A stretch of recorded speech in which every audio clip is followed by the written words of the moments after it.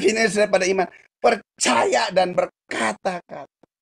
Ya, ada karunia Allah di dalam setiap kehidupan kita. Ayo dong.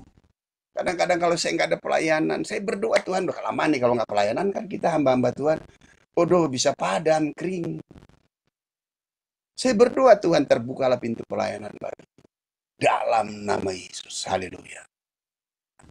Amin. Begitu nggak ada berkat, saya berdoa, Tuhan, terbukalah pintu berkat dalam nama Yesus. Perintahkan berkat ke atasku, ke dalam lumbung-lumbungku, ke dalam setiap usaha pekerjaan yang Tuhan berikan kepada. Berikan kemudahan dalam nama Yesus. Itu dong, haleluya. Amin. Pada waktu Anda memperkatakan dengan iman, maka Tuhan pasti akan menyertai. Sebab kerajaan Allah bukan hanya sekedar dari perkataan-perkataan yang baik, tapi terdiri dari kuasa. Karena kita mempunyai roh iman yang sama, maka ada tertulis aku percaya, dan aku pun percaya, dan aku pun berkata-kata. Haleluya. Selanjutnya, ya, 2 Timotius 3. 2 Timotius 3 ayat 16 dan 17. Hafallah kita semua kan? Segala tulisan yang diilhamkan Allah memang bermanfaat untuk mengajar kita.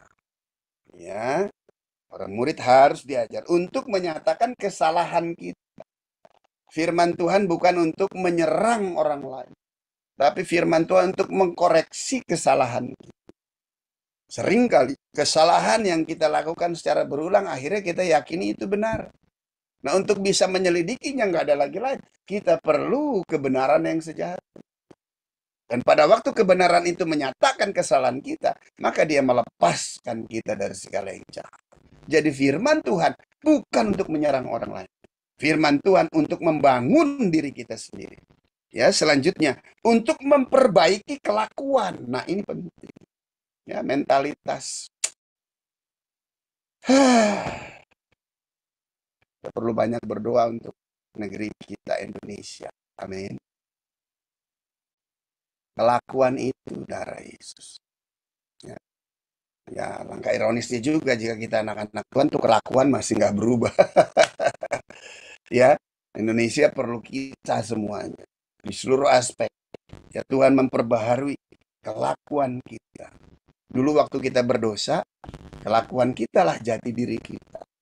Tapi setelah kita ada di dalam Tuhan, firman di dalam kita, firman di pikiran kita, firman diucapkan kita, maka firman itu juga lah menjadi kelakuan kita.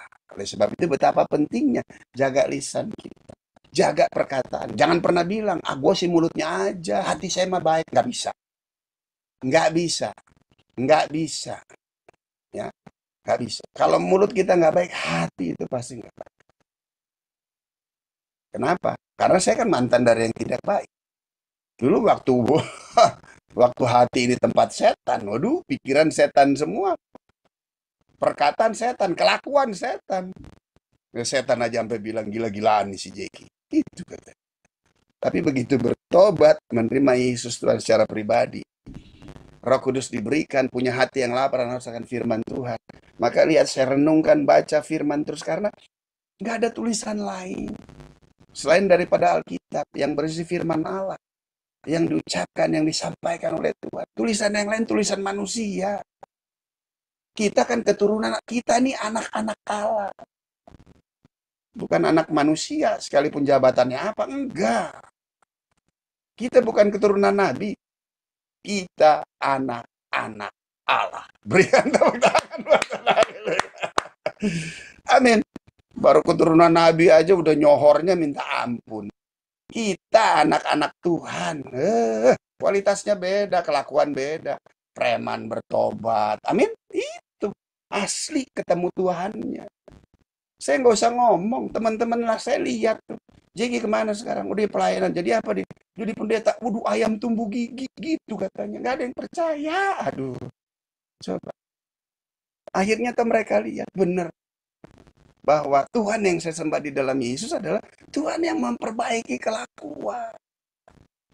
Nah, kelakuan yang dari hati, di pikiran, diucapkan, diperbuatkan. Haleluya. Amin. Nggak bisa itu terlepas. Oleh sebab itu dimulai dari hati kita. Nah, kalau hati kita terus penuh firman ya, maka dia akan mendidik kita dalam kebenaran. Karena antara baik dan benar itu tipis. Setan selalu sodorin yang baik, yang baik, yang baik. Ya, tapi yang baik kan belum tentu benar. Tetapi yang benar pasti baik. Sebab Tuhanlah yang baik kepada kita. Dan Tuhanlah yang benar itu. Maka kita nggak selalu cari yang baik. Kita selalu cari yang benar. Walaupun kadang-kadang hati itu tercabik-cabik. Kok kamu nggak baik sih sama saya? Aduh, kalau saya baik sama kamu, kamu tidak ketemu nanti dengan kebenaran. Saya pelayanan ke penjara. Setiap bulan saya pelayanan penjara. Besok saya pelayanan penjara juga. Dan sampai setelah saya keluar, anak-anak itu nggak pernah keluar cari saya. Nggak pernah. Kenapa? Kamu nggak perlu saya. Kamu cuma perlu Tuhan. Nggak bisa kamu berharap kepada manusia. Hampir 15 tahun pelayanan penjara. Nggak ada tuh anak-anak penjara datang cari saya. Enggak tuh. Karena saya ngajar dengan mereka. Andalkan Tuhan. Lo cari gue di luar, boro-boro mimpi buruk. Gak bisa. Amin. Mendidik orang dalam kebenaran. Ayat 17. Dengan demikian, haleluya. Tiap-tiap manusia, tuh, lihat tuh. Tiap-tiap manusia, kepunyaan Allah diperlengkapi untuk setiap perbuatan baik. Wah, bersyukur deh bahwa kita ini anak-anak Allah, haleluya. Kita ini milik kepunyaannya Allah, biji matanya. Waduh, luar biasa. Amin. Nah, oleh sebab itu sekarang Tuhan mau agar kita juga melakukan perbuatan yang baik. Perbuatan baik tidak dengan satu motivasi yang tidak baik. Kita lihat teman-teman kita jika ada permasalahan, ayo ya, kita berbagi. Kita lihat juga jika ada gerakan-gerakan sosial, ya bagi, walaupun aduh, kadang-kadang kondisi situasi keadaan seperti ini, ya gimana ya, saya bukan anti ya dengan pekerjaan-pekerjaan sosial. Karena orang nggak akan pernah mungkin diselamatkan dengan dikasih makan. Orang akan diselamatkan pada waktu dia dengar firman tuh. Pada waktu dia dengar firman di tengah kesukaran, kesulitannya, dia datang berseru kepada Yesus. Itu diselamatkan. Tapi kalau kasih firman, terus kasih makan, terus dia nggak pernah susah. Dia nggak ketemu dengan Tuhannya. Dan seringkali pengumpul-pengumpul dana kan juga punya, itu bukan domain saya lah. Ngeri lah lihatnya. Sekarang apalagi zaman YouTube. Waduh, yang ngeri tuh. Jangan ikut-ikut ya. YouTuber-YouTuber yang provokator semuanya itu. Bisa jadi pengikutnya, nggak tahu ngumpulin dana juga. Aduh Tuhan. Begitu untuk memberkati pekerjaan Tuhan, nggak boleh katanya. Ke gereja nggak boleh. Hamba Tuhan nggak boleh. Jadi cuma boleh ke dia. Tolong tetap setia di mana kita melayani. Tolong tetap setia di mana kita digembalakan. Tolong tetap setia melakukan pekerjaan Tuhan yang telah Tuhan berikan dalam hidup kita. Kita nggak perlu jadi sama dengan orang lain. Jadilah diri kita di mana Tuhan kerjakan pekerjaannya di dalam hidup kita. Tujuannya nggak ada lagi lain, agar kita menyenangkan Tuhan, agar kita bisa menjadi berkat bagi banyak orang. Hal itu tuh yang kita terus gumuli sampai hari. Saya sampai hari masih terus berdoa. Di tengah kondisi situasi keadaan seperti ini, Tuhan mau lakukan apa? Tuhan mau aku lakukan apa?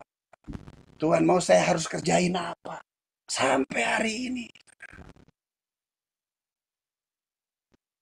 Terus putus asa gitu, keluar-keluar sendiri gitu. Enggak. Tetap saja menanti, menunggu. Karena kan saya panggilan hamba Tuhannya full time, full heart. Saya tidak lagi punya pekerjaan yang lain. Saya bukan pendeta plus pengusaha, bukan. Saya pendeta penuh. Hamba Tuhan yang menggantungkan hidupnya sepenuhnya kepada Tuhan. Nah, kalau Tuhan bergerak melalui saya, maka saya baru bergerak. Kalau Tuhan nggak bergerak, saya menggerakkan diri, takutnya salah. Puasnya cuma sampai di leher, sampai dimakan. Tapi kalau Tuhan bergerak, pasti ada jiwa-jiwa yang bisa dipersembahkan kepada Tuhan. Haleluya. Amin. Dan saya berdoa, kita berdoa, agar di tengah kondisi situasi keadaan yang ada, kiranya Tuhan mencurahkan pewahyuan bagi setiap kita. Dan terus masuk dalam persekutuan secara pribadi. Sebab firman Tuhan itu tajam seperti pedang bermata dua. Dia sanggup mampu deh menembus, memisahkan antara tulang dan sumsum, roh dan jiwa. Ibrani 4 ayat 12. Dia akan terus masuk, dia terus masuk, dia terus masuk, dia terus masuk. Tujuan yang gak ada lagi. Apa sih hidup ini? Selain menyenangkan Tuhan, bisa menjadi berkat bagi banyak. Jadi berkat bagi banyak orang tidak lagi lain adalah sampaikan berita kabar sukacita, anugerah keselamatan di dalam Tuhan. Itu yang paling utama. Jika ada lebih, baru tuh nasi-nasi bungkus. Kalau enggak usah. Haleluya. Amin. Tuhan Yesus memberkati kita semua. Kita berdoa. Haleluya.